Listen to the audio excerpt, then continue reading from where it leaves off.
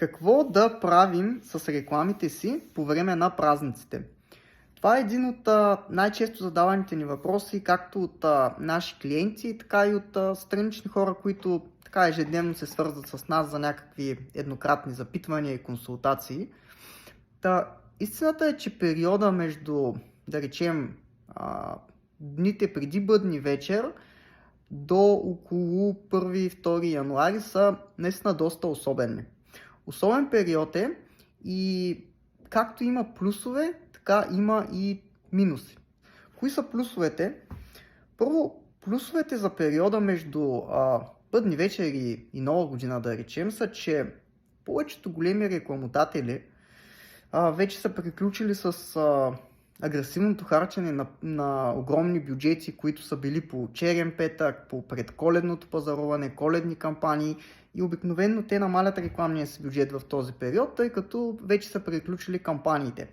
Тоест от тази гледна точка това е един сериозен плюс за по-малките рекламодатели, тъй като фида не е чак толкова натварен с толкова много рекламни послания. Другия плюс, естествено, сезона в момента е зима, времето е студено, празници са, масово хората са си в къщи и за хубаво или за лошо цъкат доста по телефони, таблети, компютри, лаптопи и всички останали устройства. Това е още един плюс, който всъщност ни осигурява рекламно пространство, тъй като хората са си в социалните мрежи и имаме на кого да показваме нашите реклами съответно. Какви обаче са минусите? Минусите са, че хората са в малко по-особено състояние, в смисъл такъв не са в регулярното си ежедневие и голям процент от тях в момента не им е за покупки. Те са си направили покупките по черните петъци, направили са си покупките за подаръци преди празниците, така че не са в такова настроение за купуване, по-скоро са в настроение за празнуване и за отдаване на почивка. Друг сериозен минус е, че пак поради същите причини, свързани с празниците, хората, примерно, които, да речем, живеят в София, са се прибрали в провинцията на гости при родителите си и така нататък. Т.е. те не са на мястото, където по принцип стоят и това до някъде не им позволява, т.е. не правят поръчки, тъй като не знаят точно на коя дата къде ще бъдат, до кой офис и адрес съответно да си поръчат продукта, който евентуално са си харесали. Така че това е още един минус на този период. Като някакво заключение, някакво обобщение, какво да правим с рекламите по празниците? На първо място зависи. Първо зависи от това каква е нашата стратегия, какви са нашите цели.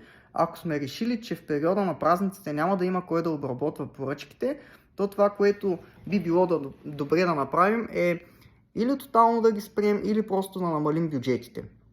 Ако съответно сме решили, че ще работим и по време на празниците 28-29, т.е. Speedy Account куриерите също работят в някои от дните. Ако сме решили, че и ние или нашия екип също ще обработва поръчки, можем да не паузираме рекламните си кампании, нито да ги намаляме, но това, което бих ви дал като съвет е със сигурност да бъдете, както винаги, гъвкави и адаптивни. При някои магазини, при някои проекти, това, което съм виждал, се случва, че в периода между Бъдни вечер и Нова година пръсват от поръчки и нещата вървят топ.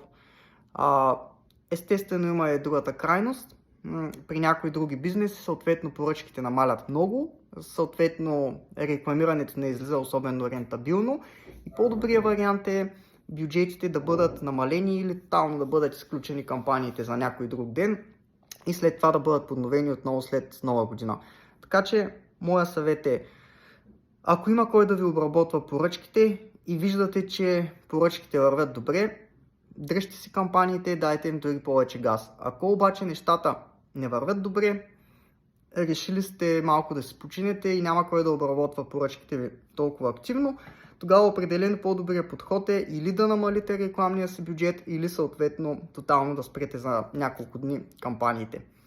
Това от мен в това кратко видео. Надявам се да ви е било полезно. Чао и весели празници!